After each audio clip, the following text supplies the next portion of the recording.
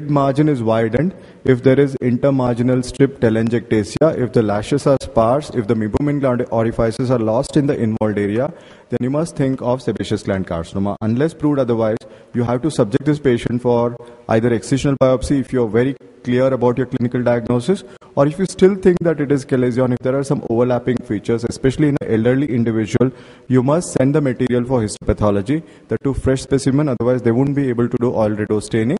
And if it is proven, then you have to do complete excision. Or if a patient, elderly individual, comes to you with recurrent chalazion with overlapping features, again, biopsy is indicated. And this obviously is a major sebaceous gland carcinoma. So the dictum here is that nodular type of sebaceous gland carcinoma masquerades as chalazion, and any recurrent or atypical manifestation of chalazion warrants biopsy. Like this patient, you would think that it is marginal chalazion, but what is the tip off here, the signature? Look for the find. Loss of lashes. Lashes are absent in the involved area, so you must think that even if it is small, it is most likely to be sebaceous gland carcinoma. Every tumor has to begin small, and this also begins small. Now what about this? Apply the same rules. This patient comes to cornea clinic with unilateral blepharoconjunctivitis, which does not resolve over a period of months despite conservative therapy, and the reason for which is not identified. So what do you think is happening here? You apply the same rules. What did I say? Widening of the lid margin, loss of meibomian gland orifices, entire involved area, there is loss of meibomian gland orifices. Lashes are sparse. The posterior lid margin is rounded. See how sharp it is here. And the tarsal conjunctiva has this pale hue. So this is again sebaceous gland carcinoma, but you don't see a mass. That should be a question. This is a pegytoid variant of sebaceous gland carcinoma where you necessarily don't have to see a mass. This is diffuse infiltrative or pegytoid variant of sebaceous gland carcinoma. Without a mass, you can still diagnose it. And this is the most dangerous thing because it can actually go into the lacrimal sac, into the NLD, and can also have orbital infiltration and a very high degree of regional lymph node metastasis. And such patients often come to orbital exentration, as you see here. This is a patient who was pegytoid sebaceous gland carcinoma. I'm just showing this case to highlight how difficult can it be. This patient, the only mistake I did was not do a CT scan. It's not part of the protocol to do CT scan in a patient who has diffuse conjunctival pegytoid sebaceous gland carcinoma. When I started doing exentration, I found that this had actually infiltrated the lacrimal sac, got into the nasolacrimal duct, and had involved the lateral nasal wall and the maxillary sinus as well.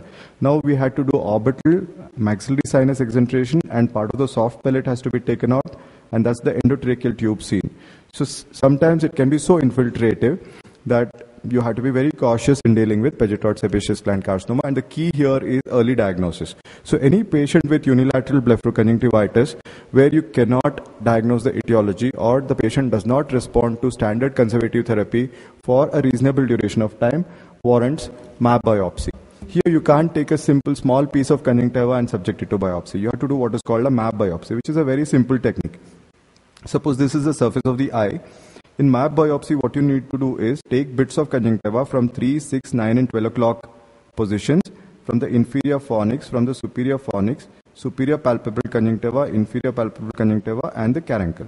So these biopsies are labeled with numbers 1, 2, whatever, and then sent on a filter paper stuck like this on a figure to the pathologist. The pathologist will tell you probably 1, 2, 3 are positive. That means that superior palpebral conjunctiva is involved. So you have to deal with only superior palpebral conjunctiva and not deal with rest of the surface, right? So you have to not just diagnose pegytoid sebaceous gland carcinoma, you also have to diagnose the extent of the disease, because if it's limited in extent, you can treat with topical chemotherapy. If it is more than half the ocular surface involvement, then you might actually consider orbital exentration in such patients. What about this? This patient came only for cataract surgery. He's a rickshaw puller. He's not bothered about the ectropion that he has, and he attributes it to the trauma that he had during one of his occupational stuff. So what do you think this is? This patient has cicatricial ectropion, or does this patient have anything else? Pardon? Any guess? What is that disease? What is that eyelid tumor? Every case that I show is a tumor. So don't go by inflammation. So what is this eyelid tumor which presents with cicatricial ectropion? Forget about the pigmentation. Suppose there was no pigmentation, would you believe that it is cicatricial ectropion? Look at the pudy orange appearance. That means that there is deeper infiltration. You cannot move the lesion laterally or supero-inferiorly. That means that there is deeper periosteal infiltration. So what is this lesion? This is morphiform or sclerosing variant of basal cell carcinoma, which can typically present with cicatricial ectropion. Suppose pigmentation was not there in this patient, you could have easily missed it. And when you excise it, the lesion actually is much larger than what you see because part of it is not pigmented. Now this is a young child who comes with bilateral preseptal edema. History of insect bite, has been treated with antihistaminics with no relief. Then he was given ibugesic, no relief. And finally, the treating ophthalmologist has given a high dose of oral steroids. There was no response. He has given 1 dose of intravenous steroids. With that history, the child comes to you on a Friday evening. What do you think? What is the signature here? Tip off. Do you see blood vessels? If this is typical preseptal cellulitis, you expect the child to be a little symptomatic. This child is asymptomatic. Quite a happy child. And then this edema is rubbery. You can hold the lid and you feel that there is actually material within the lid infiltrating it. Not just passive edema that you see in allergic eyelid edema. That means that it is an infiltrative lesion which is preseptal, which is bilateral, crossing over the nasal bridge. The child's nasal bridge is not supposed to be so prominent. Right? By Monday morning, this was the appearance because we stopped steroids. So what is this lesion? And his peripheral blood smear was negative. So what is this lesion which steroids can suppress and make the peripheral blood smear sterile? This is leukemia, AML, which masqueraded as preseptal cellulitis. The tip off here is extreme degree of vascularity in the substance of the lid and also the rubbery consistency indicating that there is actually an infiltrative lesion and not just passive edema. So why does this peripheral blood smear become negative? Even 1 single dose of oral steroids in appropriate dose, 1 milligram per kg body weight, can render the peripheral blood smear sterile of abnormal circulating leukocytes. So his bone marrow biopsy would be diagnostic in such situation. Now another lady with cellulitis, orbital cellulitis. Her history is again curious. She has been treated with multiple protocols of intravenous antibiotics, diagnosed once as MRSA, treated for the same. But she has not responded, she has only gone on to worsen further. With this kind of inflammation, do you expect a lot of symptoms? You expect that the patient should be screaming with pain, should have fever, leukocytosis. She is absolutely asymptomatic. She is very, very free of symptoms. So what do you think is this? When a patient comes with such severe looking inflammation, but in the absence of symptoms, what is the suspected diagnosis? Specifically with necrosis of the skin? Have you heard of mycosis fungoides? This is mycosis fungoides or Sézary syndrome where patients have T-cell lymphoma and which can mimic orbital cellulitis. So in the presence of orbital cellulitis which does not respond to standard antibiotic therapy over a period of time and also the patient is atypically symptomatic. That means patient does not have symptoms proportionate to the signs that you see, then you should suspect T-cell lymphoma. There are many cases of T-cell lymphoma that we have seen over a period of time. This patient comes with a history of fall after having a bout of binge in alcohol consumption. And next day morning he gets up with this kind of an appearance. That is the history which he comes with. And you believe it because he's a chronic alcoholic. You think that he has injured himself, fallen in an unhygienic place and has got himself infected. But it does not respond to antibiotic therapy. And with 1 dose of chemotherapy after biopsy, look at his appearance. He's a totally changed man. His whole face is involved with T-cell lymphoma or large cell lymphoma. Now, masquerades of eyelid tumors are infection and inflammation, chalazion, blepharitis and cellulitis. Some of the examples that you saw earlier. Now let's go on to ocular surface lesions. This looks exactly like the vegetoid sebaceous gland carcinoma, isn't it? Do you agree? But there is one additional feature. What is that? And that's the signature of this condition. Keratin. Look at the specks of keratin. Patients who have unilateral chronic blepharoconjunctivitis with keratin on the ocular surface, the only diagnosis that you can make is squamous cell carcinoma or ocular surface squamous neoplasia as it is currently known. Right? This patient was a known case or diagnosed case of unilateral blepharoconjunctivitis, not responding to conservative therapy, and in the presence of keratin, he was diagnosed OSSN. What about this patient? Is it peripheral ulcerative keratitis? That was the diagnosis. Look at the gutter. He has undergone conjunctival resection, glue BCL for thinned cornea, but don't miss the mass here and also an area of keratin. This is again ocular surface squamous neoplasia masquerading as peripheral ulcerative keratitis. What about this? Is it sterile melt of the cornea? That was the diagnosis with which they even did a patch graft. And when the patch graft was done, the necrotic tissue was sent for histopathology, and the pathologist gave out the diagnosis that it was ocular surface squamous neoplasia. Again, don't miss the exuberant keratin.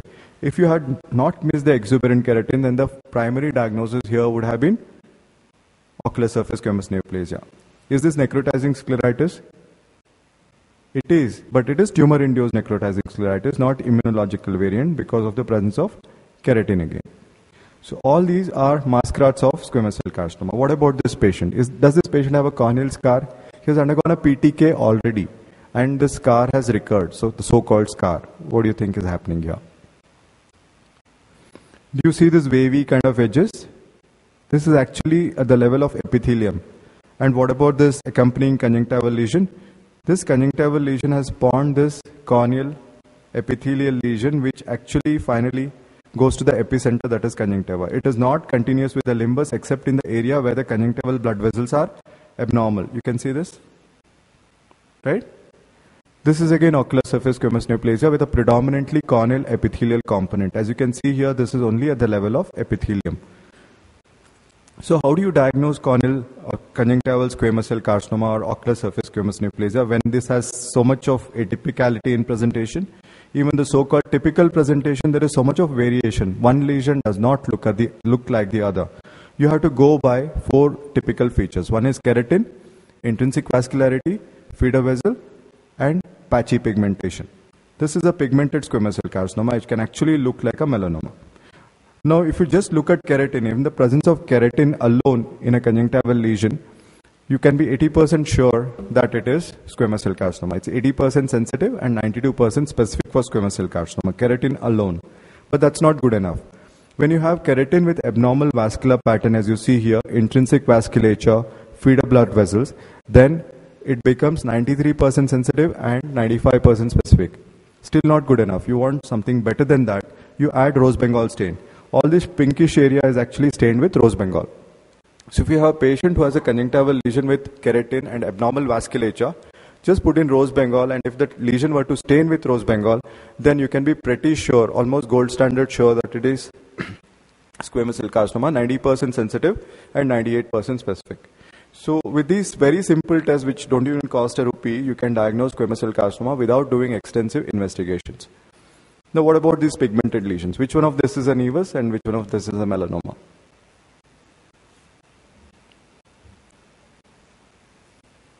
All a nevi, all a melanoma?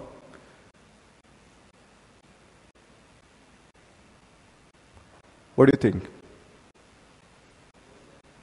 Lower left is a melanoma, you think. Lower left is a nevus, everything else is melanoma. Right, that is a good sign. You should look for, see, nevi are generally located in the interpalpebral bulba conjunctiva.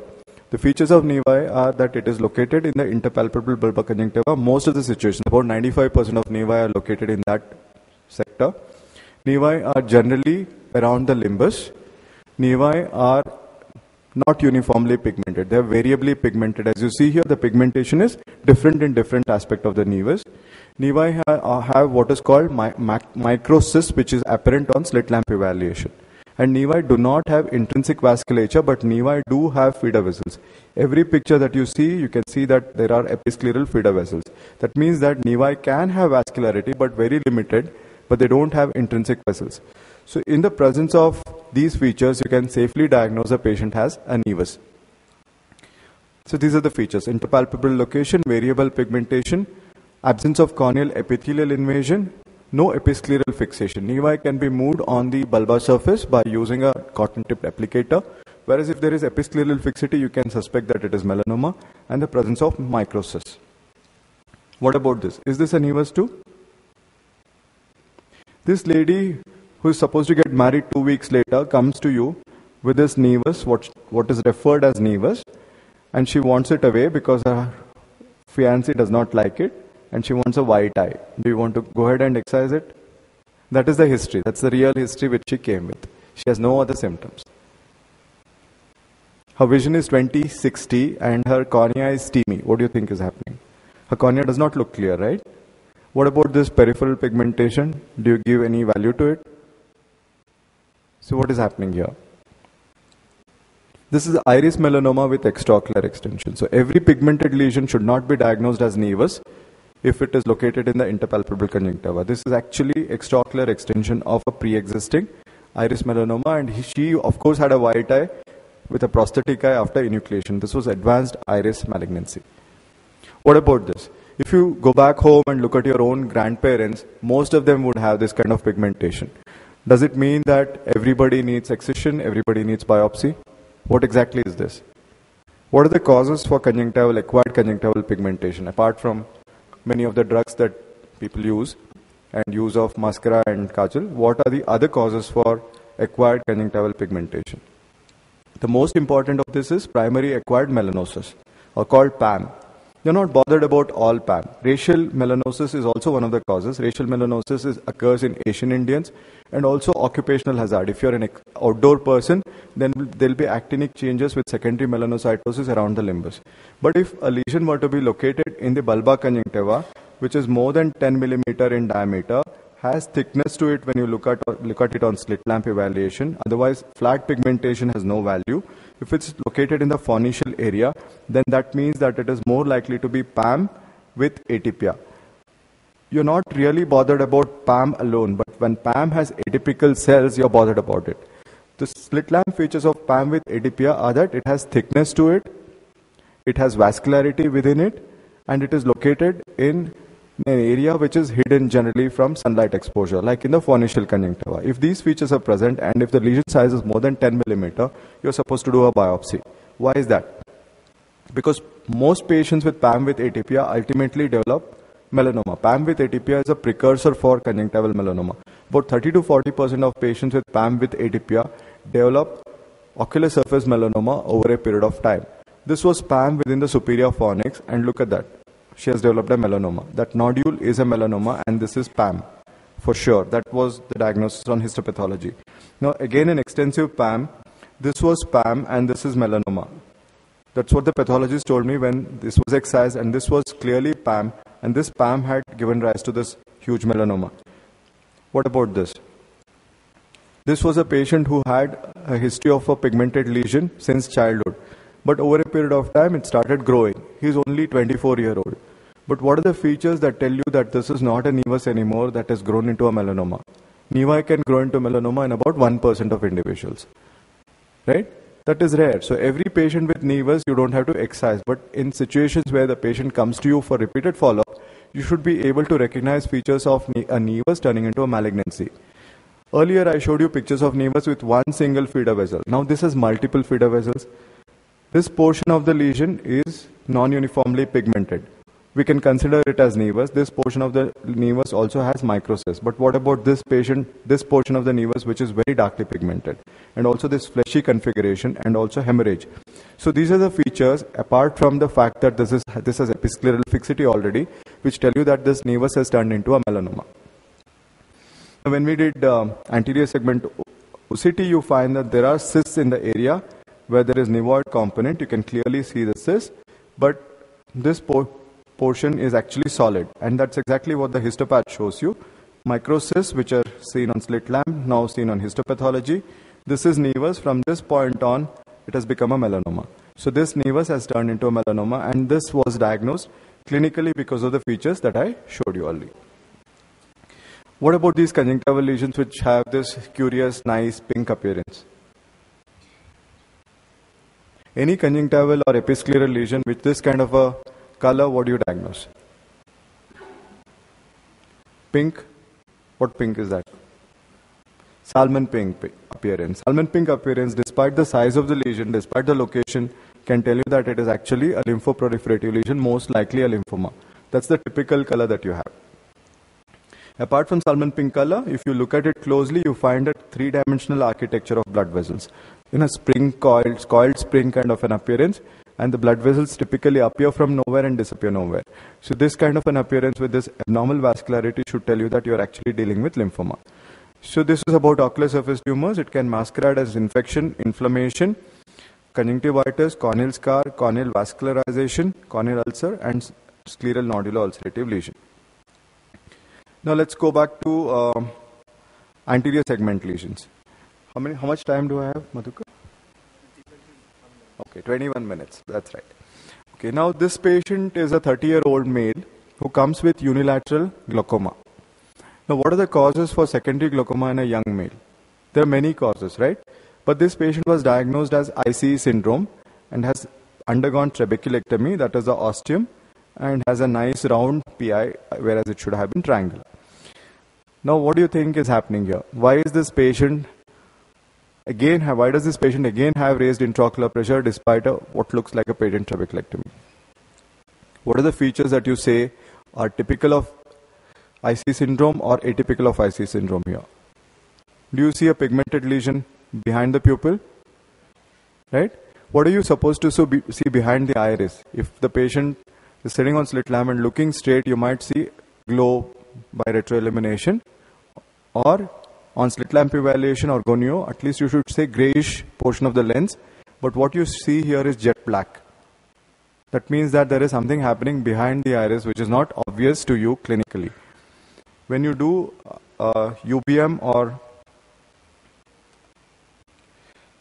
ultrasound biomicroscopy or anterior segment OCT, you might find additional features. In addition, this patient has neovascularization of the iris. IC syndrome does not have NVI, and this patient has what is called a diffuse iris melanoma with a nodular component. So patients with secondary glaucoma who come to you with failed trabeculectomy, or those who have secondary glaucoma with neovascularization of the iris and an iris mass, you should suspect that the patient may actually have an iris melanoma and do a UBM or anterior segment OCT.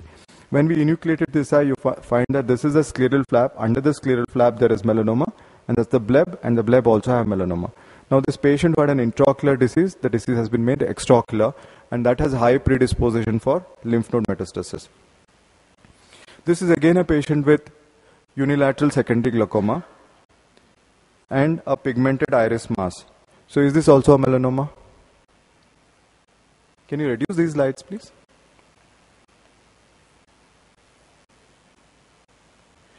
What are the features in this patient that are different from the previous patient? I'll show you the previous patient again. This patient has abnormal pupil, correctopia, ectropia on UVA, neovascularization of the iris. All these features are present here, whereas this patient has a nice central round pupil, right? There is no NVI, there is no ectropia on UVA, but he has similar high pressure and has a pigmented mass. So what is the diagnosis now? It's not melanoma, but melanocytoma. Melanocytoma is a magnocellular nevus because the cells exude so much of pigment, and these pigments are engulfed by macrophages and endothelial cells lining the trabecular beam. Finally, the trabecular meshwork gets clogged with pigmented material, and that's how these patients have what is called melanocytoma lytic glaucoma. And these patients can safely undergo trabeculectomy. Just by looking at the pupil, the position of the pupil, absence of ectropia on UVA, absence of NVI, you are able to tell a melanoma from a melanocytoma. If you still have doubt before doing trabeculectomy, you can do a small iris biopsy. That will confirm the diagnosis, and you can safely go ahead with a trabeculectomy. If iris biopsy shows some atypicality, then you can go ahead and enucleate. And whenever you do iris biopsy in such patients, do not violate the conjunctival barrier. Always make a clear corneal incision and do an iris biopsy. Because the moment you violate the conjunctival barrier, tumor cells can get seeded into conjunctiva and finally get into the lymphatics. That is the lesson here. So any patient with a round nice pupil without NVI, you should think of a benign lesion, despite UBM or ASOCT findings. Exactly similar situation, but a smaller lesion. There's an iris nevus. So any lesion which does not change the stromal architecture, does not produce secondary neovascularization, does not produce excessive pigmentation of the trabecular meshwork, does not alter the pupil configuration, you should think that it's a benign lesion such as a nevus. Whereas if a patient were to have correctopia or ectropia on UVA like this or NVI like this with a pigmented iris lesion, you should think of a melanoma. So looking at the signature typical features, you can diagnose one from the other without doing a biopsy. Now, is this granulomatous uveitis? This is an elderly individual who comes to uvea clinic with what looks like granulomatous uveitis. Do you think so? Why is it not granulomatous uveitis? Massive NVI. Yeah. He does not have synechia. It's only irregular pupil with infiltration of the iris. He does not have symptoms such as photophobia. So what do you think is happening here? What is that iris infiltrative lesion in an elderly individual who probably was a smoker for 30 years? Although he does not give a history of cough, hemoptysis, chest pain, weight loss. Bronchogenic carcinoma with iris metastasis. Metastasis can look exactly like this with iris infiltrative lesion, but typically metastatic lesions produce NVI. And they also have secondary glaucoma. Whereas in uveitis, secondary glaucoma is possible, but there is always a lesion. And metastasis always behave like the primary lesion. This was metastasis from a bronchogenic carcinoma and it is non-exudative. But if you have exudative metastasis like this with multiple iris nodule with a white hypopyon, then you should think of an adenocarcinoma. Adenocarcinoma of the intestine or adenocarcinoma anywhere else in the body can have a lot of exudation when it metastasizes either into the anterior segment or even into the choroid. What about this lesion, which also has hypopyon, right? But looking at the skin texture, do you think it's a child or an adult? Probably a child. He's a 7-year-old child who comes to uvea clinic with this kind of flat white hypopyon and is diagnosed as uveitis, treated with topical steroids and encycloplegics with no relief. His fundus has been evaluated by the uvea specialist and has found no abnormality. Do you think that's enough? You need to do an UVA or no? B scan is normal, they say. In a 7-year-old child, it's impossible to examine the periphery of the fundus right up to ora serrata in a clinic. The child may be uncooperative, so you might leave 2 or 3 quadrants of the ora serrata unseen. This is diffuse infiltrative retinoblastoma, and in a 7-year-old child, this occurs in the periphery of the retina. You should always remember that in retinoblastoma, if the child were to be born with RB, tumor is typically in the fovea, fovea, or in the macular lesion. Between about 3 months to 6 months, it starts appearing between the macula and the arcade. Beyond 6 months, anterior to the arcade. 6 months to 9 months, arcade to equator. And beyond 1 year, definitely at the ora serrata.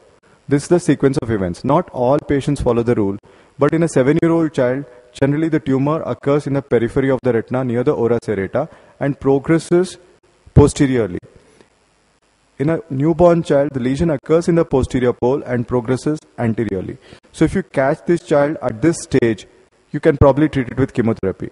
But it progresses posteriorly, it also progresses anteriorly to involve the ciliary processes, and through the zonules, the tumor cells come into the anterior chamber, and that results in hypopyon. Right? So elderly child, 7, 8, 9-year-old child who presents with retinoblastoma generally presents with atypical features such as glaucoma or uveitis with hypopyon. A flat white hypopyon which is immobile. You make this patient lie down for 5-10 minutes, the hypopyon would have only moved very little. Whereas if it were to be infective inflammatory hypopyon, it generally moves quite a bit and spreads over the iris, whereas in tumor-related hypopyon, it does not move so well. That's one of the features. And the children don't have features of uveitis, symptoms of uveitis. This is also hypopyon. What is the difference between this hypopyon and this hypopyon? This is also a child. This is heaped up. This is not flat, right? This is heaped up hypopyon, and if it's projecting well, you can also see that there are translucent areas within this hypopyon. That means that this child has a totally different process than retinoblastoma. So what is that lesion? A tumor that occurs in a child, which can also produce hypopyon, is medulloepithelioma of the ciliary body. And that presents typically with balls of tumor cells, not flat hypopyon like retinoblastoma. So just by looking at hypopyon, you can diagnose retinoblastoma from a medulloepithelioma in a child. Now, medulloepithelioma is also masquerade.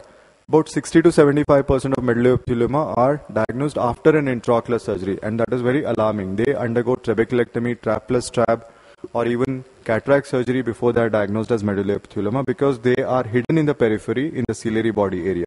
This patient presented like a developmental cataract.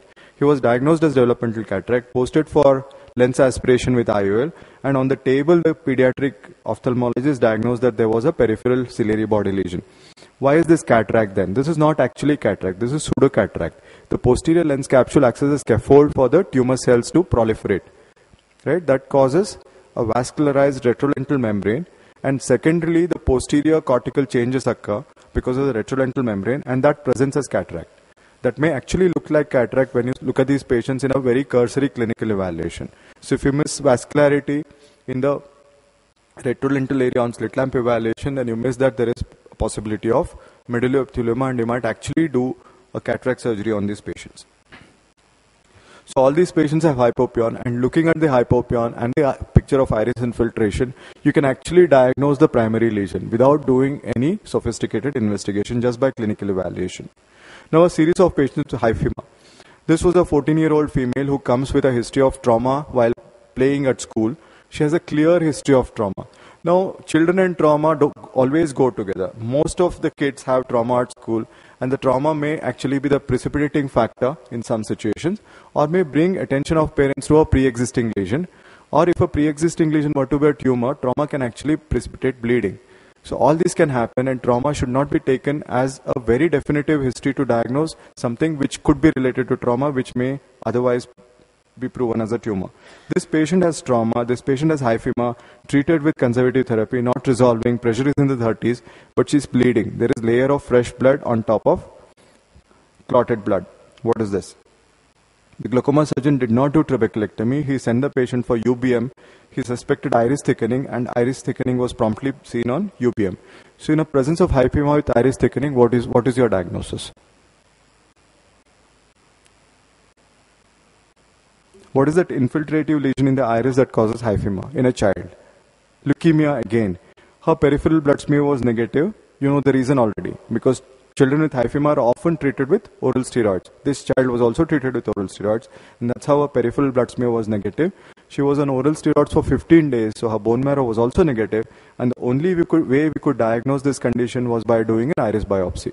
Iris biopsy proved that she had AML, and over a period of time she resolved, and we had to give radiation to the eye because leukemia drugs don't get into the eye in enough concentration, and following that she completely resolved. Now one more child with hyphema. This patient was a 6-year-old girl presented with history of trauma at school, and she had only light perception in the involved left eye. Her IOP was high. There were features of trauma including lid edema, conjunctival congestion, etc. This was the ultrasound B scan. This was diagnosed as vitreous hemorrhage. But note the position of the cross vector. If the cross vector were to be passing through the representative area, then these spikes would have been much taller. So what was missed was calcification in this eye, because the surgeon gave attention to the optometrist's ultrasound report, did not pay attention to where exactly was the cross vector and where was the corresponding A scan. Calcification was missed, and this patient underwent hyphema drainage. The eye went thiazical, and 7 months later she presented with a periocular mass and also lymph node metastasis. So this was a retinoblastoma missed. While she presented clearly with, look at the clinical picture, this is very clear hyphema. So retinoblastoma can actually present with hyphema, and unless you pay adequate attention to B scan, which was done in this patient but the calcification was missed, you might end up with complications such as metastasis. This patient ultimately had optic nerve invasion and also an intracranial metastasis, to which she succumbed. Only if we were to pay adequate attention to ultrasound, probably she would have survived. Her periocular lesion resolved, but she succumbed. So masquerades of iris and ciliary body tumors are glaucoma, uveitis, hypopyon, hyphema, and cataract. Now what about this patient? This is a 5-year-old child, again with trauma with vitreous hemorrhage. Trauma with vitreous hemorrhage. This retina specialist has documented these fundus photographs and before vitrectomy. And what do you think is happening here? Is there any typical or atypical feature of trauma with vitreous hemorrhage here? What about the blood vessels?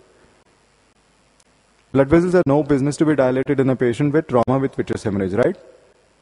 But then there is vitreous hemorrhage, all right, and the surgeon suspected that it was actually traumatic, did vitrectomy. Following vitrectomy, the child had a rebleed. And the pictures taken after the rebleed actually show that the lesion has now progressed quite posteriorly. This is the buccal, because the child had rhegmatogenous retinal detachment as well. This is the buccal indent. On top of that, you find a creamy yellow lesion. And now posterior to it also, there is a creamy yellow lesion. And by the time the child was referred, the lesion had progressed quite posteriorly. So what is that lesion that occurs anteriorly in an older child and goes posteriorly? We already talked about it. That's retinoblastoma.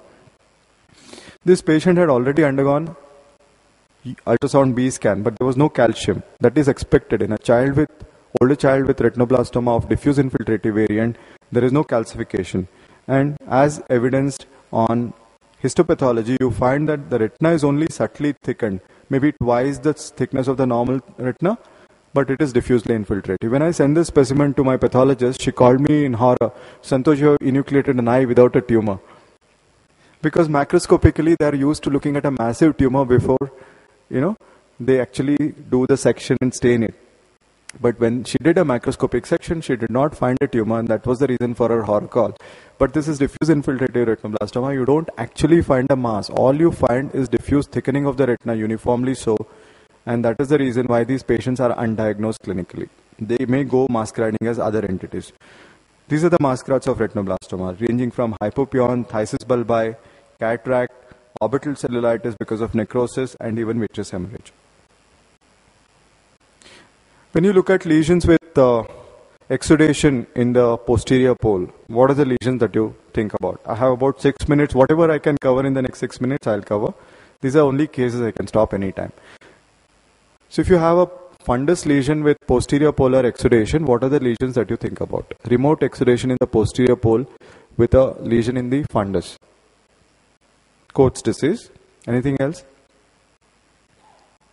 What if the blood vessels are dilated like this and tortuous? So if you have a dilated tortuous blood vessel with a posterior polar exudation, follow the dilated blood vessels. At the end of it, you will find a reward, and that is retinal capillary hemangioma.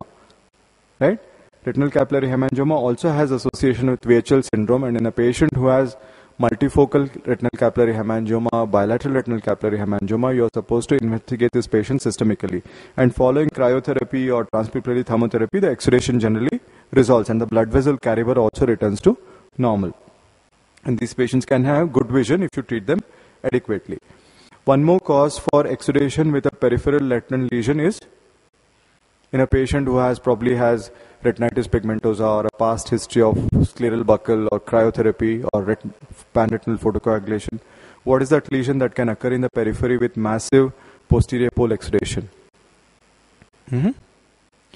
VPRT, vasoproliferative retinal tumor, or exuberant granulation tissue in the fundus that can lead to posterior polar exudation. This is again a patient with VPRT with lot of exudation, and that is Coates disease. Coates disease is typical in the sense that it produces peripheral retinal telangiectasia with dilated terminal blood vessels. So in the presence of posterior polar exudation, normal posterior vascular architecture, but a peripheral retinal telangiectasia, should diagnose Coates disease.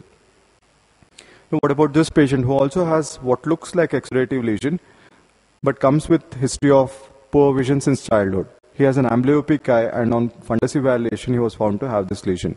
Somebody has diagnosed that he has melanoma. Do you agree with the diagnosis? What is that lesion in the child which is partially pigmented and that drags the blood vessels towards it with a lot of desmoplasia? What is this lesion? This combined hamartoma. Combined hamartoma actually presents with poor vision because these children tend to have amblyopia and has dragged blood vessel kind of an appearance.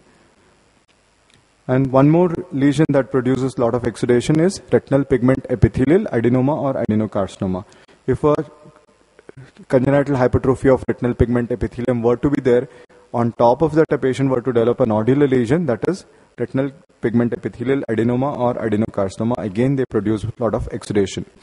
That is what is called CHERP or congenital hypertrophy of retinal pigment epithelium. This is a very clear-cut border, as you see here, and some lucent areas within it. CHERP is retinal pigment epithelial. It is not choroidal. One single CHERP in one eye is not bothersome. If a patient were to have small multiple CHERP, which are more than 4 in a given eye, or if it is bilateral, then you are supposed to suspect what condition? Gardner syndrome. Polyposis coli, because these patients have 100% association with Gardner syndrome and polyposis coli, and not just the patient, the entire family has to line up for a colonoscopy in such situations because it's a pre-malignant lesion, can have malignancy. What about this pigmented lesion that occurs around the optic disc? In asymptomatic patients, you generally diagnose it when the patient comes for routine eye evaluation. What is this condition? Sometimes can produce an enlarged blind spot. Lot of clues. Melanocytoma of the optic disc. Melanocytoma is a benign lesion that is generally around the optic disc, can produce sometimes a larger variant of this lesion can produce exudation. This is a melanocytoma of the optic disc that has produced a CNVM, because of which there is SRF and exudation. What about these yellow lesions that occur in the fundus with lot of exudative retinal detachment? You can see that it has regressed following steroid therapy. What are these lesions? Have you heard of posterior scleritis? This is one example of posterior scleritis. It can actually look like choroiditis. One more yellow lesion with RPE changes with minimal SRF. If you find a dome-shaped yellow lesion with lot of retinal pigment epithelial changes with minimal exudative retinal detachment, you should think of choroidal lymphoma. Choroidal lymphoma is a chronic condition and that can cause lot of RPE changes. Whereas in the absence of RPE changes and in the presence of retinal and subretinal infiltration and also vitreous exudates like this, you should suspect retinovitreal form of lymphoma. Intraocular lymphoma can be of two types. One is choroidal, the second is retinovitreal. I think I can stop there.